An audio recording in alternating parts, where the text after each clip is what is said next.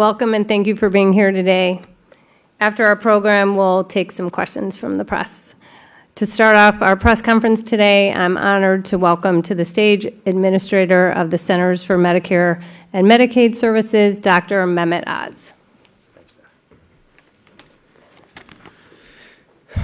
How many of you have had a pre-authorization issue in your family?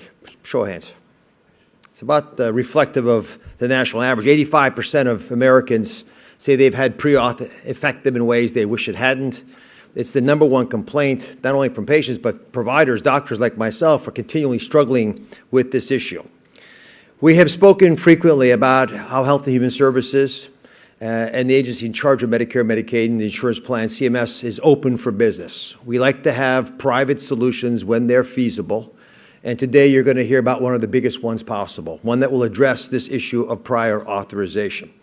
In 2023, the last data year for which we have strong data, the Medicare Advantage program, which administers care to total Medicare is about 68 million people. Half of that is Medicare Advantage. So it's 32 million people, a lot of folks. Partially or fully denied 3.2 million claims, initial requests for prior authorization. It's a lot of people, not just numbers. Those are individuals who often in the most vulnerable time in their lives needed something done and it was denied for one reason or another. Each week, on average, a physician handles about 40 of these pre-authorization issues and requests and spends about 12 hours a week on paperwork in general, often aimed at addressing the prior authorization issue. It frustrates doctors. It sometimes results in care that is significantly delayed. It erodes public trust in the healthcare system. It's something that we can't tolerate. This administration, and under the leadership of Secretary Kennedy, this agency has not wanted and has been expressing its frustration. And for good reason, because of that, and because of folks who actually maybe entered into the industry because they had the right motivations at heart, we have just concluded a roundtable, one of the most impressive that I've been involved in, with the CEOs who represent about 75% of all covered lives in America. These folks represent the insurance companies that cover 3/4 of the American people, and it covers them across Medicare Advantage, across Medicaid, across commercial insurance, about 260 million people in general, in total, covered by these plans. And there were more people being added while we were in the meeting. That's how much interest there is from industry in dealing with the problem that they don't like to have in their bailiwick either. These executives explain why they are signing this pre-authorization pledge to restore common sense to the process.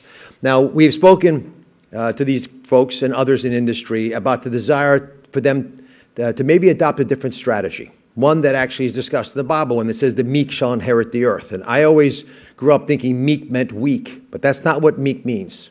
Meek means you have a sharp sword, a sword that could do real damage to people around you, but you decide electively to sheathe that sword and put it away for a while so you can do good. So you can do important things, or once in a while we have to get together, even if we're competitors, and agree. And that's what these insurance companies and hospital systems have done. They've agreed to sheathe their swords, to be meek for a while, to come up with a better solution to a problem that plagues us all. And this transition that's not happening, this teaching that's sort of spreading, is beginning to catch fire in part because this administration has pushed so hard on these issues. We're hearing very innovative ideas. For example, could we allow some physicians to be gold card physicians because they're so good at making the right care for the right patient that maybe they don't have to go through a pre-authorization? There's some systems that don't even do pre-authorizations because they have already evolved into having ways of giving feedback to doctors so they learn when they're ordering tests and medications that aren't the right for a solution to a particular problem, so they don't repeat those errors. At its best, that's what pre-authorization sought to do, but that's not what it's doing anymore. So for that reason, the pledge. And some of the highlights are in this chart to my right, so you can at least follow along, but I'll mention that the top three issues that we're focused on. The first is timely access for patients.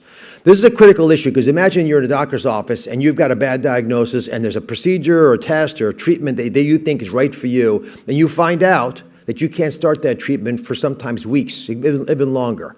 It's more frustrating than anything else in the process because at least that's something you do control. You don't control much else when you're in a physician's office with that kind of a crisis, and yet it's withheld. And these approvals with this new pledge will be streamlined. It will happen very quickly. Necessary care will be delivered when it's needed in the right way. So you get both quality and you get timing, which goes along with that quality. And you won't get that treatment after all the paperwork clears. You'll just get it because there won't be paperwork. We'll be streamlining it. Patients should not be waiting because bureaucratic hurdles are blocking their critical treatment. Second big issue is to make sure that we are saving the system with efficiency. I bring that up because one of the biggest challenges we have within CMS, which is, again, Medicare, Medicaid, the exchanges, is that it's an inefficient process by which we do things, by which we give feedback, by which we send bills and collect. The red tape creates massive problems. We want less red tape, and if we do that, we can cut tens of billions of dollars of administrative waste. It's a lot of money that we throw at solutions that we don't work for us because we haven't built a digital infrastructure that's being addressed. With less red tape, that means more resources for patients, which is part of the reason these major companies got together, working together with the Health and Human Services Agency to try to take a shot at the pre-auth process. We'll standardize, we'll harmonize, we'll get folks talking together, and the pre-authorization process, if it's done correctly, for ongoing procedures, for medications and the like, will create a seamless relationship between patients and providers, which is the whole goal in the first place, to allow them to free them to get across the finish line with their treatment plans, but to do it together with the insurance entities, the folks that are responsible for these different plans. And thirdly, transparency.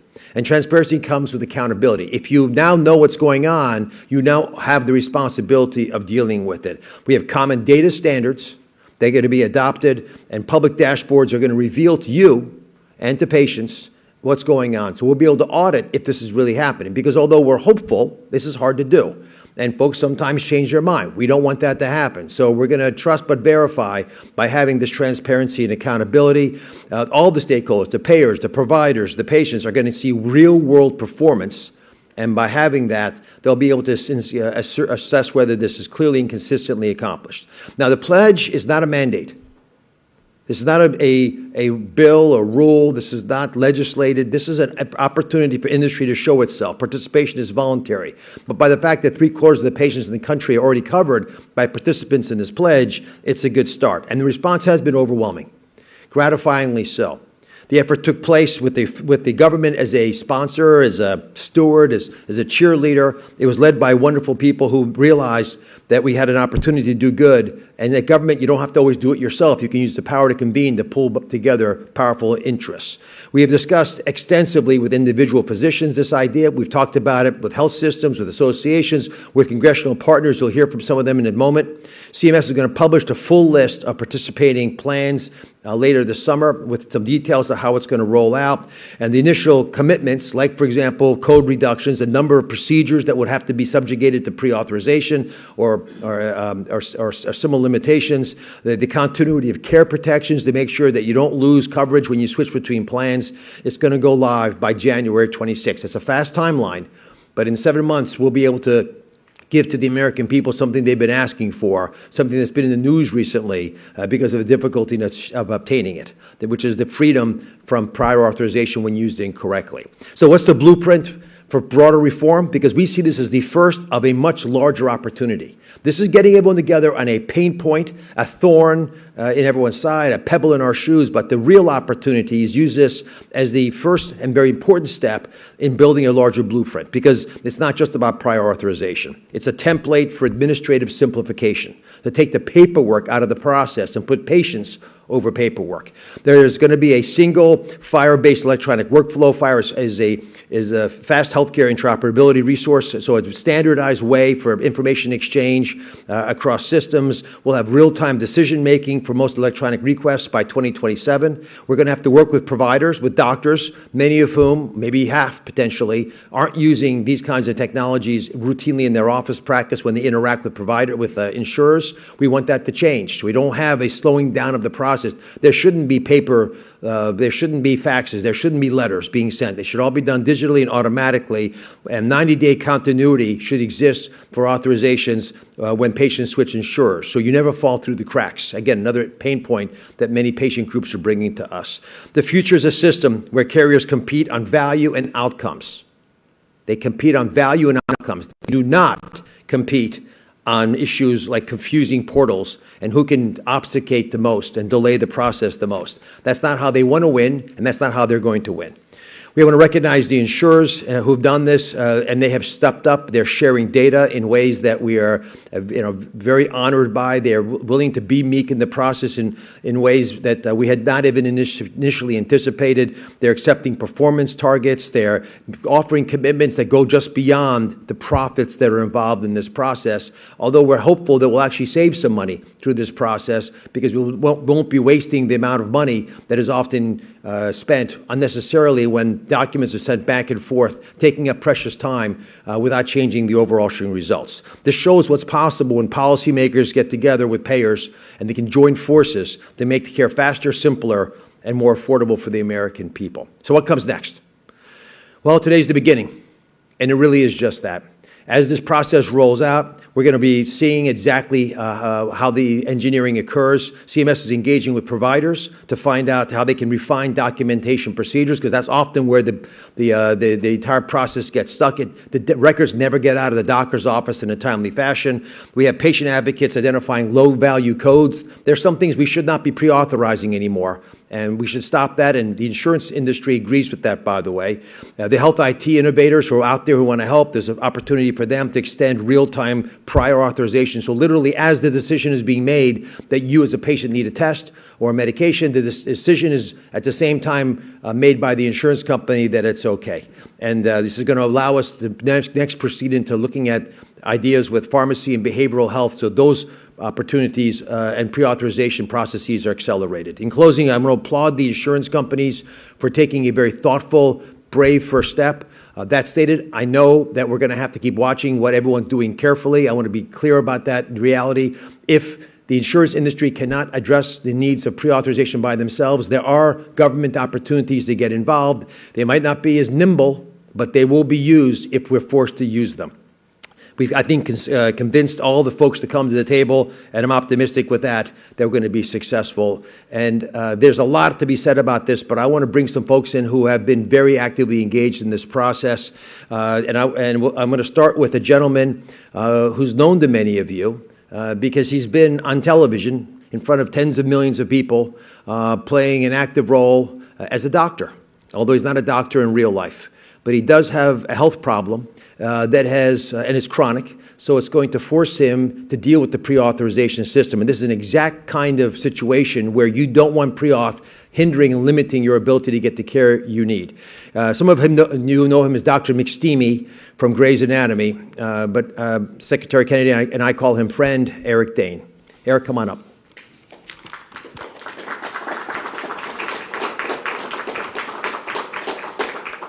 And I'll have Eric share his diagnosis when he comes up. He's been very public about it, which is a brave thing to do.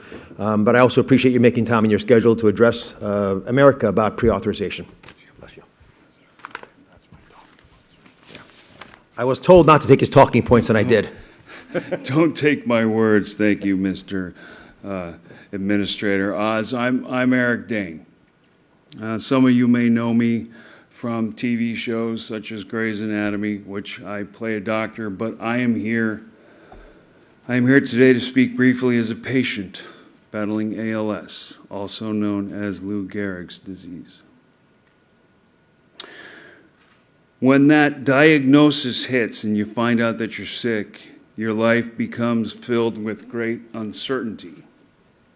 And the worst thing that we can do is add even more uncertainty for patients and their loved ones with unnecessary prior authorization.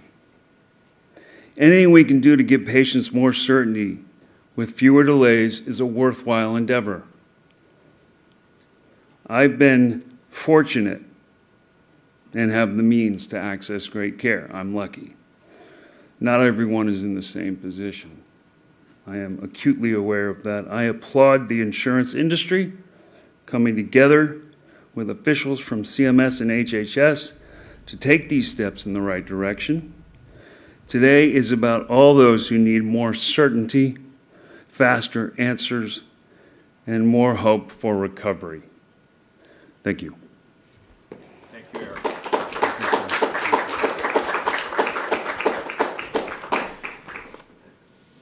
You can't capture the pain of the pre-authorization process without hearing from patients, so I appreciate Eric making the time. Physicians live through this continually, and I have two physicians who've volunteered to come over from Capitol Hill despite all the crazy busyness over there and spend some time with us.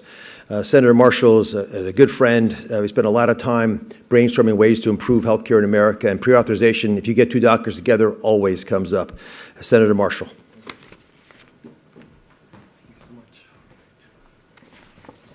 Well, good afternoon, everybody. I want to say a special thanks to Secretary Kennedy and CMS Administrator Dr. Oz, and especially President Trump for inviting me to participate in today's event to address the #1 bureaucratic nightmare facing doctors and patients, prior authorization. Now, long before I ran for Congress, I practiced OB/GYN for some 25 years, and I vividly remember a patient I once had scheduled for an infertility surgery. She'd taken time off work and arranged help at home, only to be told the morning of her procedure that her insurance company had added another step to the prior authorization process, abruptly canceling her surgery.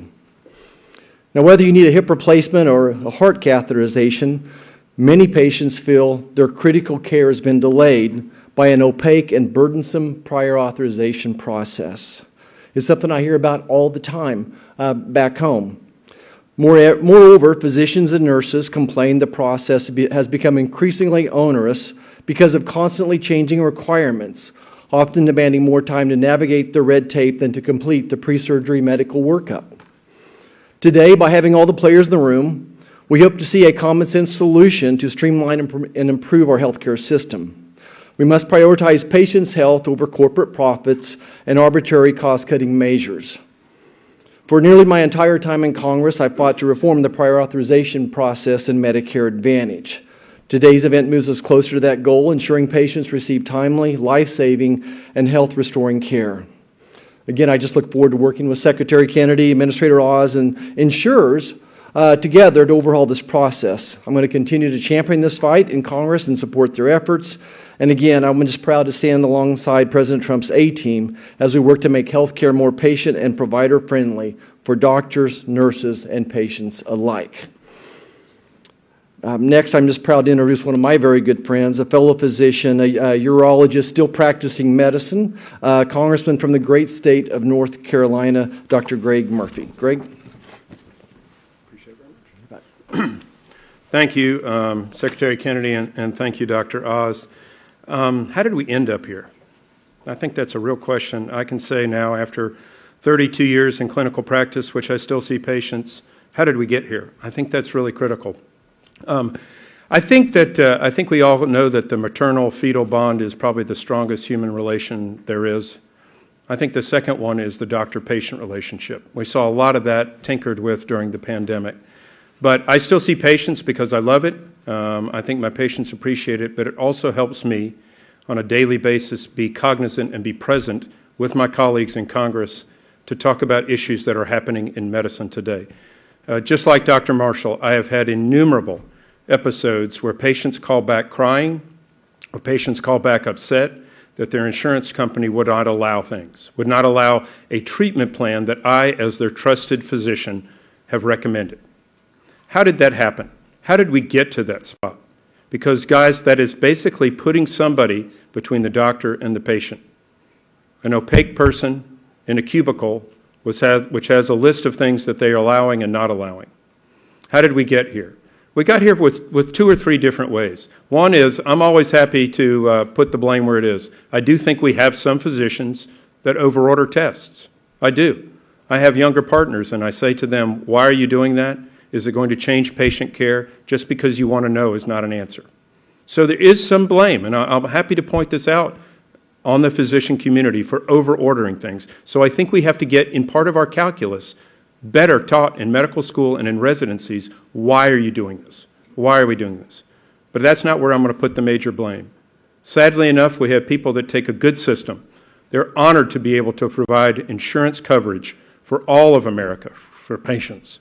But sadly enough, maybe in some boardrooms or in some other rooms, we've had people to say, how can we game the system? How can we get more money rather than deliver the money to the people who provide the care?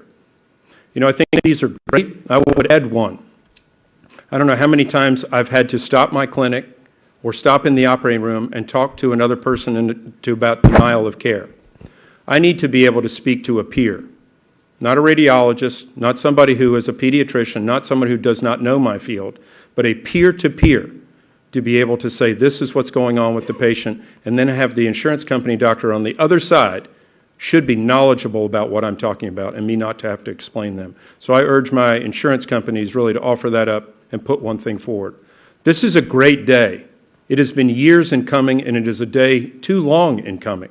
But I'm glad to hear that insurance companies have now understood what they've been doing is not right, and that they're coming to the table to try to fix the rest of to fix some of those errors. But I will say this, being a surgeon, I'm a skeptic. The proof is going to be in the pudding. Are they really going to step up and do things, or are they doing something to placate an audience? We're going to hold them to the fire continually to make sure they're doing what they're saying they're going to do and provide and get out of the room, get out of the space between the doctor and the patient, and let the doctor deliver the good care that they know how to do. Thank you very much. Thank you, Secretary Kennedy. Thank you very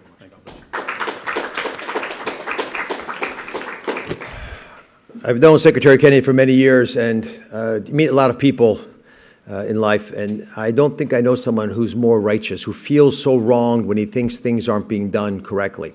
So early on, he raised the issue of pre-authorization, and why was it that it was happening at all? And there are some reasons why pre-authorization exists, but he kept pushing and pushing, and with the team, got everyone focused, as someone who has a power to convene does so well. And I wanted Secretary Kennedy to spend a few moments describing his perspectives on pre-authorization, and then perhaps we can take some questions. Secretary Kennedy.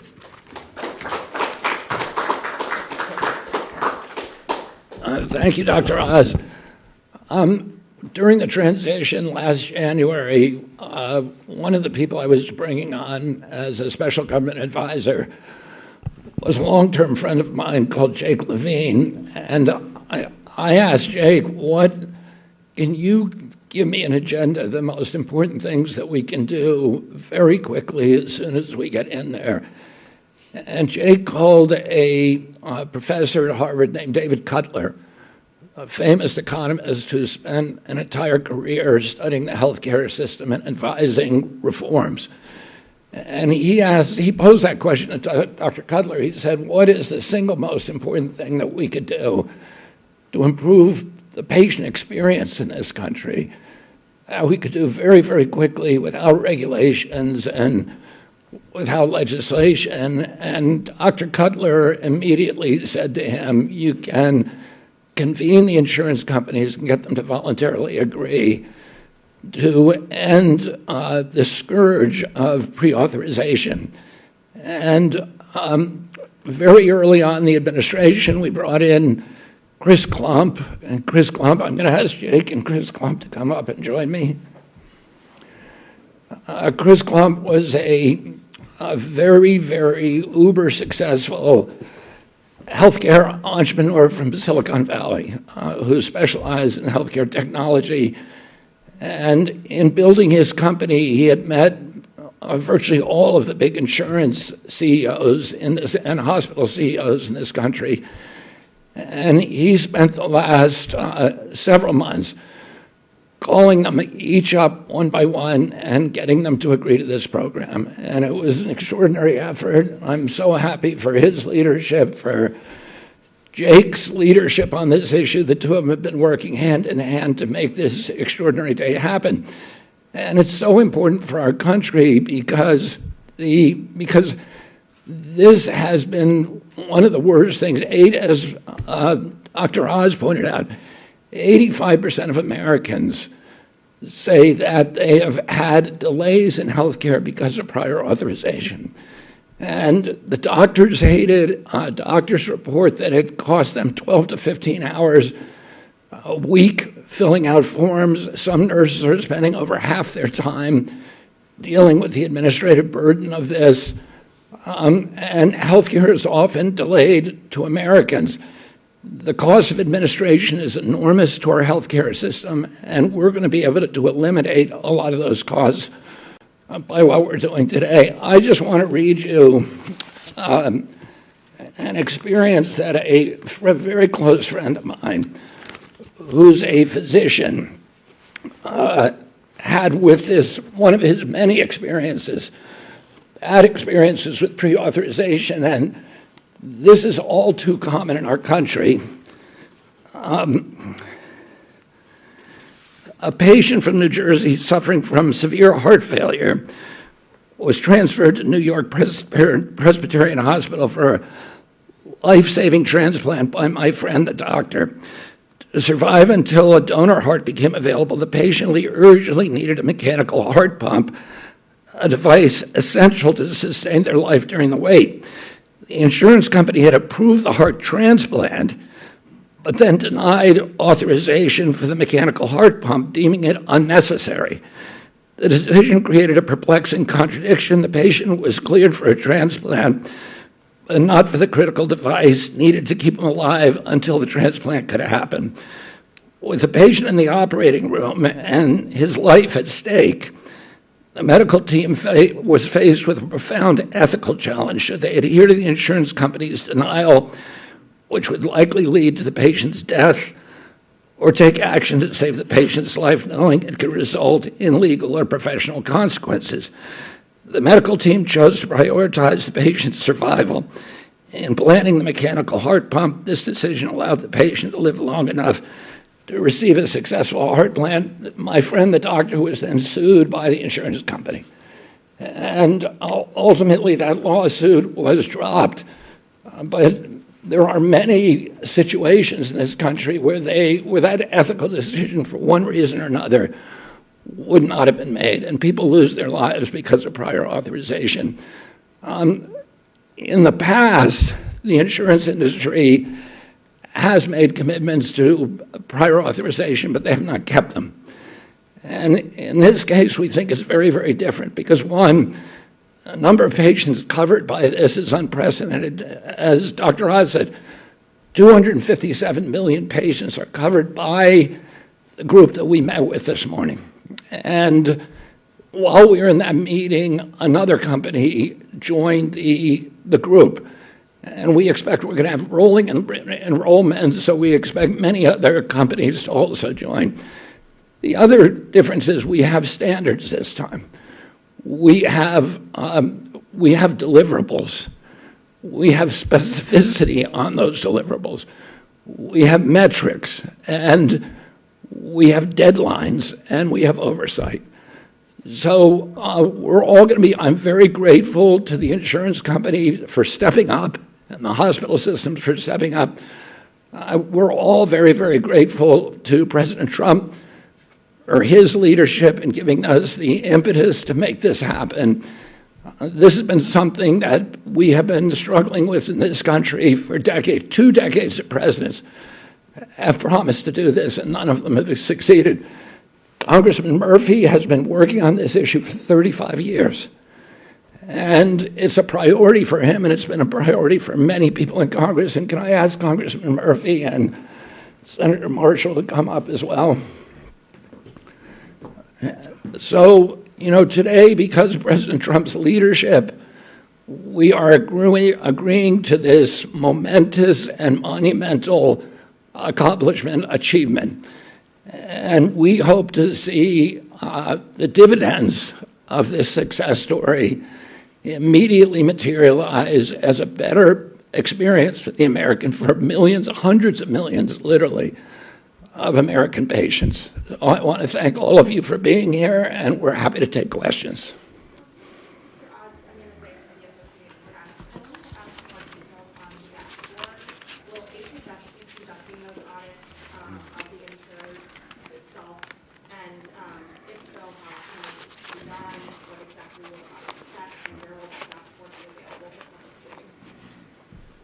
So the dashboard is something you should be able to audit as well. It would hopefully be public so people would have transparency into the process. And the insurance companies have all sort of felt the same, or at least sung from the same hymnal, that the major limiting factor are doctors' offices' abilities to provide digital data to them.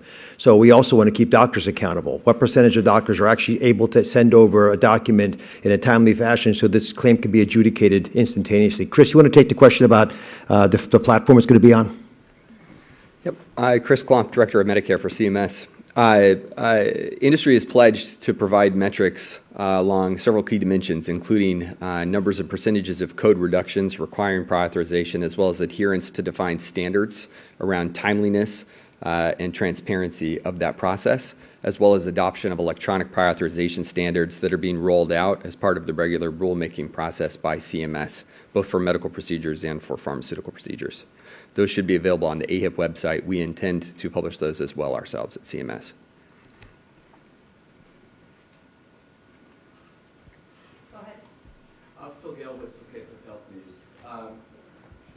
Dr. Oz, you mentioned you'd like to see a lot of services no longer subject to prior auth. Can you give us a list of what your top 5 would be, and has the industry agreed to any of these yet? The industry wants to reduce the number of procedures. Let me give you some numbers, and I'll ask Chris to brainstorm on 5 ones that you think are particularly egregious, if you want. There are about 15,000 procedures generally that could be candidates for pre-auth. About 15,000 procedures generally. There's about 6,000 that get pre-auth, but they're not the same ones for every insurance company. So there's probably 2,000 or 3,000 really core events that you probably want to have pre-authorization for, also for the betterment of patients to make sure these procedures are done correctly. Knee arthroplasty, or arthroscopy as an example. So is the right patient getting it at the right time by the right physician for the right indication? And so if the insurance companies can narrow down the scope of the pre-authorization requirements to really address the ones that are most likely to be abused, it'll make the whole process more seamless. And they've argued actually that similar to what e-prescribe did, you create a set of standards and all of a sudden you can do electronic prescriptions. They think once they get this standardization process for pre-authorization, it would open the door for many other types of administrative burden reduction as well. Chris, 5 ideas you might have. I'll give you a few. Colonoscopy, cataract surgery, 2-day stay, vaginal delivery, things that are pretty common that are less likely to be abused. I think the bigger point and what we're more focused on is the process and the principles by which appropriate care is determined. Let me give you an example. Take a given episode of care that might require 2 different imaging studies as well as 3 different diagnostic lab studies all in sequence. Status quo today for many insurers is that each one of those separate components will individually be prior authorized. That's illogical. We know what the episode of care is. That episode of care arguably wouldn't require and shouldn't require prior authorization at all. But if it does, it should be done once, it should be done quickly, it should be done almost invisibly to the patient. And then the patient and the provider should be left to go about delivering care and the business of healing. I'll add one other thing. Is that there are 6 commitments that the insurers have made to us during our meeting today. And one of those is interoperability. And this is very critical because right now each insurer has different rules for compliance. Some of them demand correspondence by fax. Some of them have their own portals on the internet where you upload the data, upload the patient's records. Other ones require a conversation by telephone. And so every time a doctor has to, or a doctor's office has to go through this process, they're facing this kind of Byzantine collection of procedures that they may not know for that particular insurance company. And if they do it wrong, if they correspond by fax, they get denied. And so these companies have now agreed to unify their protocols so that all of them will communicate in the same way and to standardize the process. And that's going to dramatically change the patient experience. Secretary Kennedy, if I could just give you one example. Chris mentioned vaginal deliveries. Yes, we have to prior authorize vaginal deliveries. And whether the insurance company said we could deliver the baby or not, we went ahead. But to your point, every other week, one of my nurses would spend the better part of the day going through authorization processes for the deliveries upcoming in the next couple of months. And it becomes this ping-pong delay game and just the hassle factor. So rather than my nurse taking a blood pressure on one more patient that's sitting there with swelling and abdominal pain, trying to figure out they have preeclampsia or not, instead she's in the side room working on pre-authorization. So this is, as Dr. Murphy mentioned, it's an everyday hassle factor for us. I'll just say one thing. I think one thing that we know today is a different age. Artificial intelligence should help this tremendously. tremendously, and it should take out a lot of the variances that happen between doctors, hospitals, regions of the country, et cetera. But remember, artificial intelligence only is as good as what you put into it. So if your artificial intelligence, as some has already had happen, puts into a key to deny on basic tenets, then the denial rate is going to be the same. So I think this is another proof in the pudding that we're going to have to see, are these people actually putting into the AI things that are reasonable, things that are medically necessary, so that what's spit out is reasonable for the patient, most important for the patient, and reasonable for those who provide the care. Hi there, Rachel Corzing with Bloomberg. It seems like you're leaving the door open to regulating here, and I was wondering if you could offer any color about what would lead you to believe that it would be necessary to regulate? Like, at what point do you decide enough is enough, like it's time to move forward with regulation here?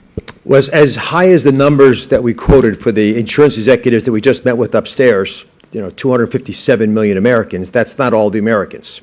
So we still have about 25% of Americans whose insurance companies are not represented in the meeting today. During the meeting, another one joined, but they're not all there, and until they're all there, we're going to keep pushing and shoving. And even the people who are already in the room agree that there's a possibility you may have to help nudge people, herd people, so you'll make the right decisions in a timely fashion. But what Secretary Kennedy outlined is really critical. If we address the interoperability challenges of the industry, it actually helps them do what they probably want to do already. The beautiful thing about this pre-authorization process is, in discussions with these insurance executives in private, they all sort of want to do it. They just couldn't do it that easily. So using the ability of government, and under President Trump's leadership and Secretary Kennedy's passionate desire to address this, we made it clear that we're going to do this one way or the other.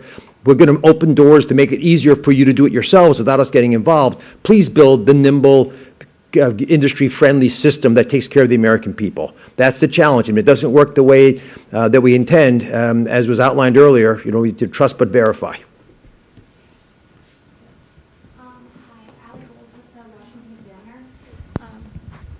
Thank you. Do you guys think that you're going to pursue legislation or regulation to codify this, or this even if the insurance companies are willing to comply and be meek right now?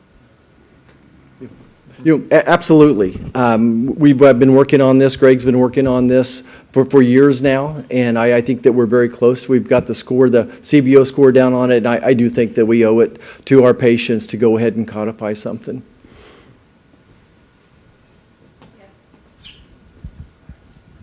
Hi, Adair Tuchin, Real Clear Politics. And then I'm just wondering, since these are voluntary reforms, what incentives will HHS provide to ensure insurers actually comply and follow through? And then, if not, what recourse will patients have if delays or denials persist? This is a very fast-moving process. We anticipate having in place rules that will protect patients. I should say rules. The industry having rules for themselves in place by the end of this calendar year. So 7 months from now, you're already going to be benefiting from these decisions if you're a patient. We are confident that some companies will come along, others might not. We have the ability through the rules process to enforce pre-authorization if necessary. It is a process that is necessarily limited by a series of steps that's there to protect all Americans. In this case, unfortunately, it's going to slow down the implementation of pre-authorization. That stated, I am optimistic, hopeful that we don't have to do that, but it's always in our back pocket if we need it. Thank you.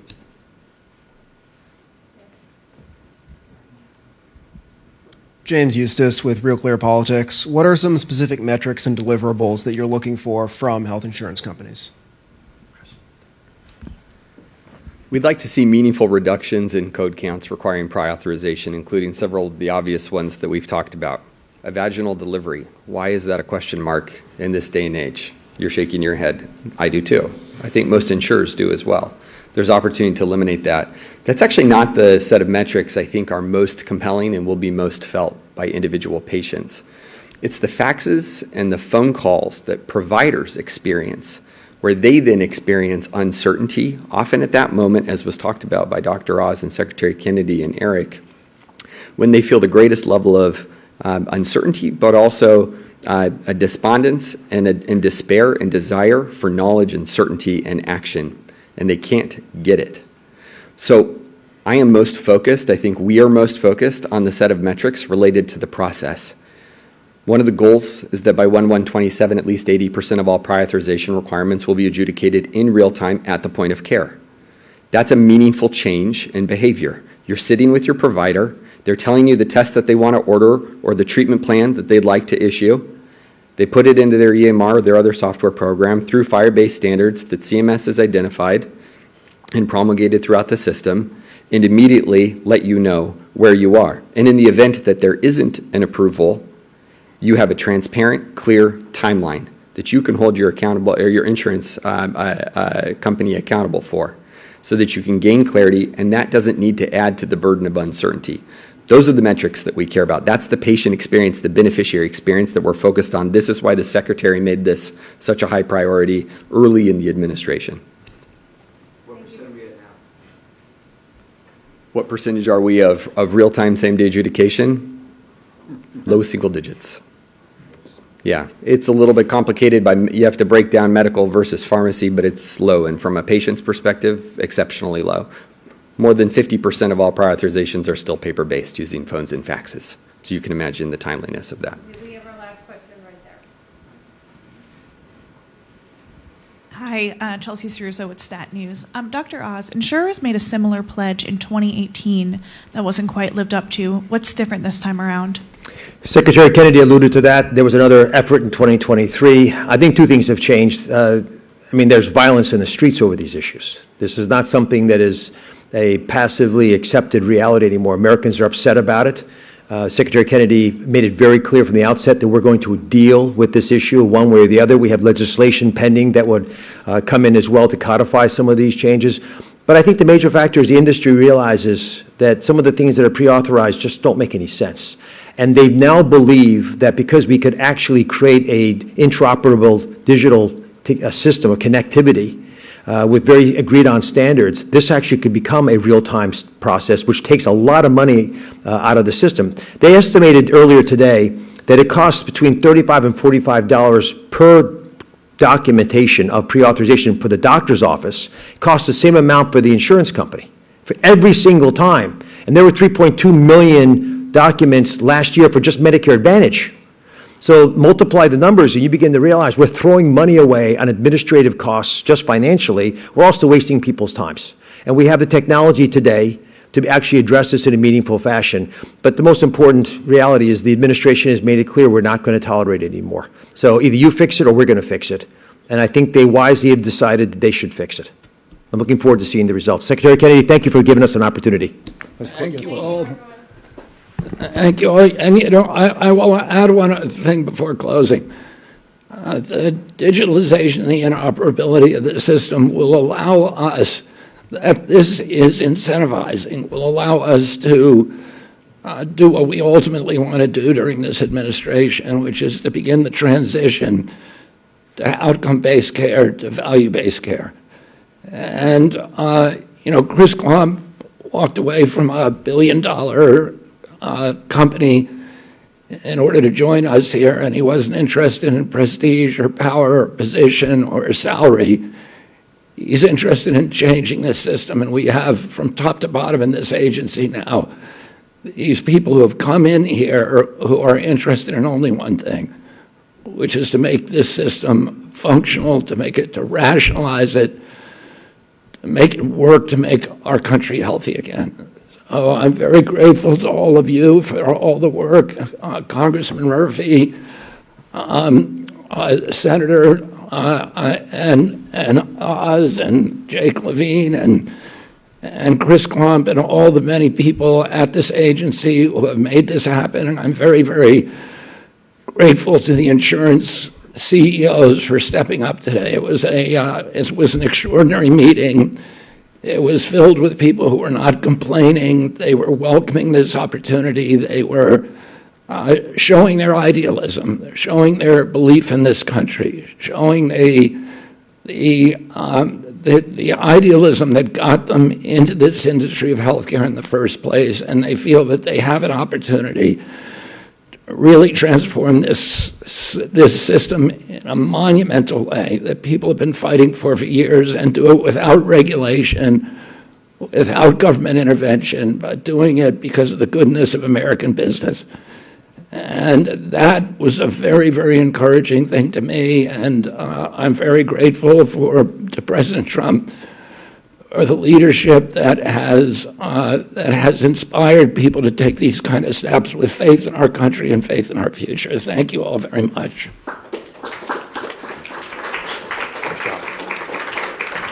Good job.